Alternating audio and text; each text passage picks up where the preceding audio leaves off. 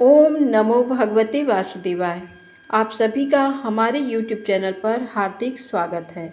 संक्षिप्त गरुड़ पुराण 7वां अध्याय। इस अध्याय में पुत्र की महिमा, दूसरों के द्वारा दिए गए पिंडदान आदि से प्रेतत्व से मुक्ति की बात कही गई है।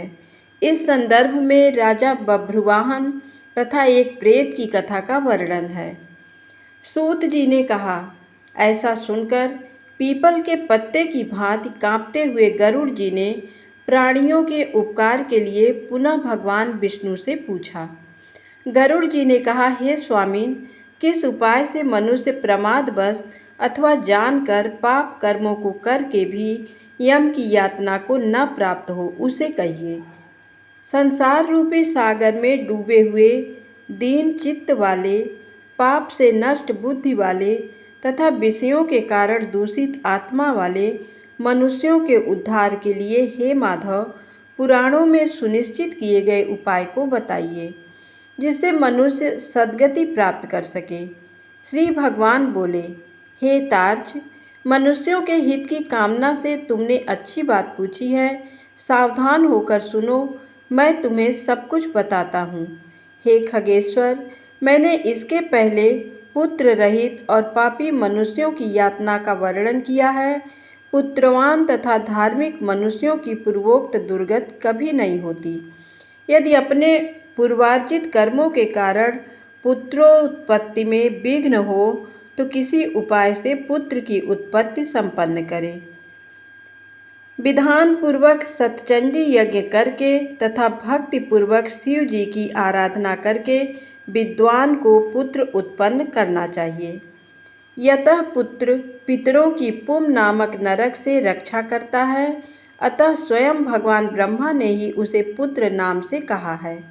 एक धर्मात्मा पुत्र संपूर्ण कुल को तार देता है।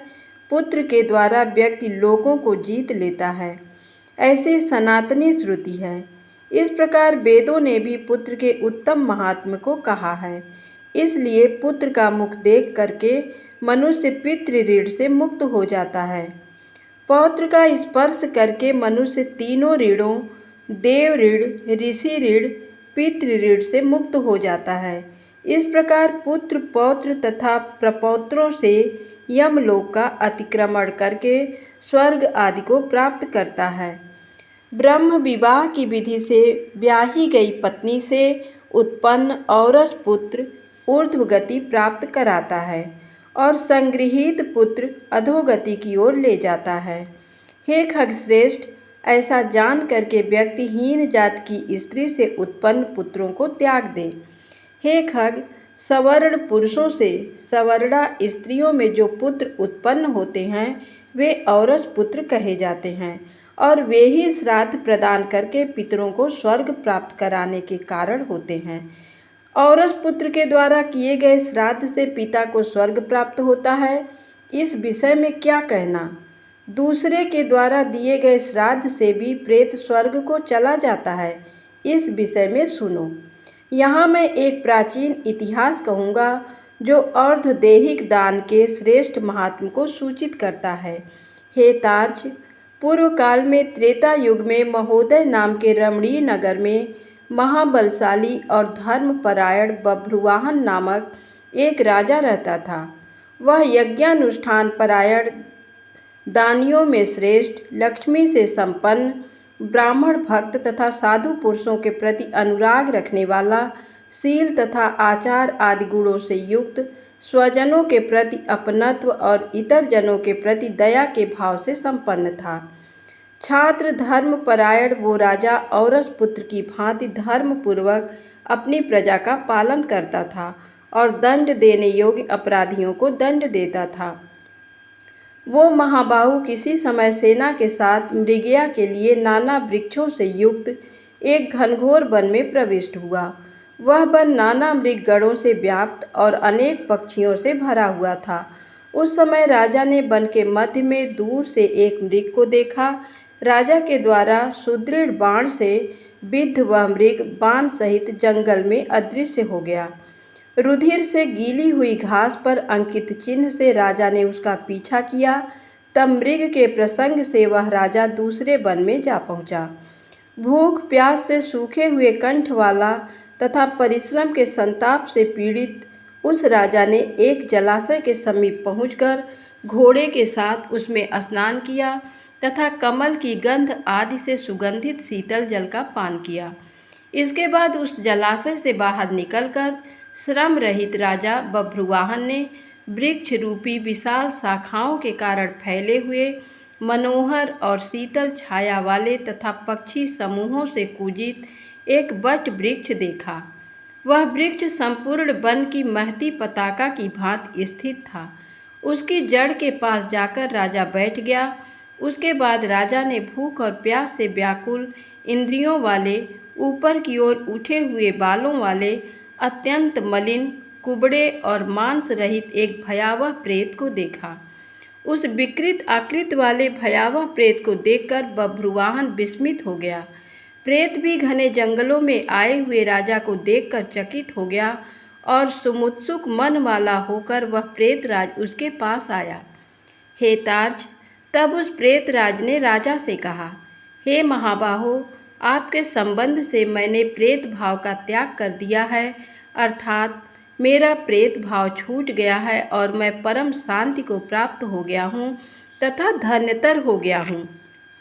राजा ने कहा, हे कृष्ण वर्ण वाले तथा भयावह रूप वाले प्रेत, किस कर्म के प्रभाव से देखने में डरावने लगने वाले और बहुत ही अमंगलकारी इस प्रेतत्व स्वरूप को तुमने प्राप्त किया है। हे तात, अपने प्रेतत्व की प्राप्ति का सारा कारण बतलाओ। तुम कौन हो और किस दान से तुम्हारा प्रेतत्व नष्ट होगा। प्रेत ने कहा, हे श्रेष्ठ राजन, मैं आरंभ से आपको सब कुछ बतलाता हूँ। प्रेतत्व का कारण सुनकर आप कृपया उसे दूर करने की दया कीजिए। बैदिस नाम का एक नगर था जो सभी प्रकार की संपत्तियों से समृद्ध, नाना जनपदों से व्याप्त, अनेक प्रकार के रत्नों से परिपूर्ण, धनिकों के भवनों तथा देव एवं राज प्रसादों से सुशोभित और अनेक प्रकार के धर्मानुष्ठानों से युक्त था। हे तात, मैं वहाँ रहता हुआ निरंतर देव पूजा किया करता था। आपको विदित होना चाहिए कि मैं वैश्य जाति में उत्पन्न हुआ और मेरा नाम सुदेव था। मैंने हव्य प्रदान करके देवताओं का तथा कव्य प्रदान करके पितरों का तर्पण किया। अनेक प्रकार के दानों से मैंने ब्राह्मणों को संतुष्ट किया था और अनेक बार दीन, अंधे एवं कृपण मनुष्यों को अन्न दिया था। किंतु हे राजन, मेरा ये सारा सत्कर्म मेरे दुर्दैव से निष्फल हो गया। जिस कारण मेरा सुकृत निष्फल हुआ वह मैं आपको बताता हूँ। मुझे कोई संतान नहीं है, मेरा कोई सुहृद नहीं है, कोई बांधव नहीं है और न ऐसा कोई मित्र ही है जो मेरी और्ध्वदैहिक क्रिया करता। मृत्यु के अनंतर जिस व्यक्ति के उद्देश्य से खोजस मासिक श्राद्ध नहीं दिए जाते, सैकड़ों श्राद्ध करने पर भी उसका प्रेतत्व सुस्थिर ही रहता है, अर्थात दूर नहीं होता। हे महाराज, आप मेरा अर्धदैहिक कृत्य करके मेरा उद्धार कीजिए, क्योंकि इस लोक में राजा सभी वर्णों का बंधु कहा जाता है। इसलिए हे राजेंद्र, आप मेरा उद्धार कीजिए, मैं आपको मणिरत्न देता हूँ। हे वीर, यदि आप मेरा हित चाहते हैं तो जैसे मेरी सद्गति हो सके और मेरी प्रेत योनि से जैसे मुक्ति हो सके वैसा आप करें। भूख प्यास आदि दुखों के कारण यह प्रेत योनि मेरे लिए दुस्सह हो गई है। इस वन में सुंदर स्वाद वाले शीतल जल और फल विद्यमान हैं, फिर भी मैं भूख तथा प्यास से पीड़ित हूँ। मुझे जल व फल की प्राप्ति नहीं हो पाती। हे राजन, यदि मेरे उद्देश्य से यथाविधि नारायण बलि की जाए, उसके बाद वेद मंत्रों के द्वारा मेरी सभी और्ध्वदैहिक क्रिया संपन्न की जाए तो निश्चित ही मेरा प्रेतत्व नष्ट हो जाएगा। इसमें कोई संशय नहीं है। मैंने सुन रखा है कि वेद के मंत्र, तप, दान और सभी प्राणियों में दया, सत्शास्त्रों का श्रवण, भगवान विष्णु की पूजा और सज्जनों की संगत, ये सब प्रेत योनि के विनाश के लिए होते हैं।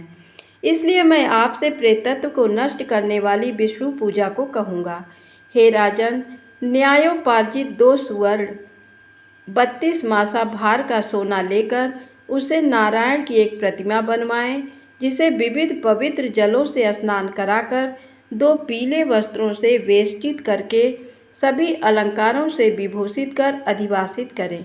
तदनंतर उसका पूजन करें। उस प्रतिमा के पूर्व भाग में श्रीधर, दक्षिण में मधुसूदन, पश्चिम में वामन और उत्तर में गदाधर, मध्य में पितामह ब्रह्मा तथा महादेव शिव की स्थापना करके गंध, पुष्प आदि द्रव्यों के द्वारा विधि विधान से पृथक पृथक पूजन करें। उसके बाद प्रदक्षिणा करके अग्नि में हवन करके देवताओं को तृप्त करके घृत, दधि तथा दूध से विश्व देवों को तृप्त करें। तदनंतर सामहित चित्त वाला यजमान स्नान करके नारायण के आगे विनीत आत्मा होकर विधिपूर्वक मन में संकल्पित अर्धदैहिक क्रिया का आरंभ करे। इसके बाद क्रोध तथा लोभ से रहित होकर शास्त्र विधि से सभी श्राद्धों को करे तथा वृषोत्सर्ग करे। तदनंतर ब्राह्मणों को 13 पद दान करे। फिर सैया दान देकर प्रेत के लिए घट का दान करे। राजा ने कहा, हे प्रेत, किस विधान से प्रेत घट का निर्माण करना चाहिए और किस विधान से उसका दान करना चाहिए? सभी प्राणियों के ऊपर अनुकंपा करने के हेतु हे प्रेतों को मुक्ति दिलाने वाले प्रेत घट दान के विषय में बताइए। प्रेत ने कहा, हे महाराज, आपने ठीक पूछा है। जिस सुदृढ़ दान से प्रेतत्व नहीं होता है उसे मैं कहता हूँ, आप ध्यान से सुने। प्रेत घट का दान सभी प्रकार के अमंगलों का विनाश करने वाला, सभी लोकों में दुर्लभ और दुर्गत को नष्ट करने वाला है। ब्रह्मा, शिव तथा विष्णु सहित लोकपालों युक्त तपाए हुए सोने का एक घट बनाकर उसे दूध, घी आदि से पूरा भरकर भक्तिपूर्वक प्रणाम करके ब्राह्मण को दान करें। इसके अतिरिक्त तुम्हें अन्य सैकड़ों दानों को देने की क्या आवश्यकता? हे राजन, उस घट के मध्य में ब्रह्मा, विष्णु तथा कल्याण करने वाले अविनाशी शंकर की स्थापना करें एवं घट के कंठ में पूर्व आदि दिशाओं में क्रमशः लोकपालों का आवाहन करके उनकी धूप, पुष्प, चंदन आदि से विधिवत पूजा करके दूध और घी के साथ उस हिरण्यमय घट का ब्राह्मण को दान करना चाहिए। हे राजन, प्रेतत्व की निवृत्ति के लिए सभी दानों में श्रेष्ठ और महापातकों का नाश करने वाले इस दान को श्रद्धापूर्वक करना चाहिए।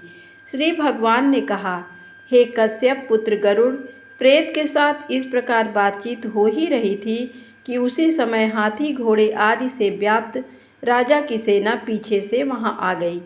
सेना के आने के बाद राजा को महामणि देकर उन्हें प्रणाम करके पुनः अपने उद्धार के लिए अर्धदैहिक क्रिया करने की प्रार्थना करके वह प्रेत अदृश्य हो गया। हे पश्चिम, उस वन से निकलकर राजा भी अपने नगर को चला गया और अपने नगर में पहुंचकर प्रेत के द्वारा बताए हुए वचनों के अनुसार उसने विधि विधान से अर्धदैहिक क्रिया का अनुष्ठान किया। उसके पुण्य प्रदान से मुक्त होकर प्रेत स्वर्ग को चला गया। जब दूसरे के द्वारा दिए हुए श्राद्ध से प्रेत की सद्गति हो गई तो फिर पुत्र के द्वारा प्रदत्त श्राद्ध से पिता की सद्गति हो जाए, इसमें क्या आश्चर्य। इस पुण्यप्रद इतिहास को जो सुनता है और जो किसी और को सुनाता है, वे दोनों पापाचारों से युक्त होने पर भी प्रेतत्व को प्राप्त नहीं होते। इस प्रकार गरुड़ पुराण के अंतर्गत सारोद्धार बभ्रुवाहन प्रेत संस्कार नामक 7वां अध्याय संपूर्ण हुआ। ओम तत्सत। धन्यवाद।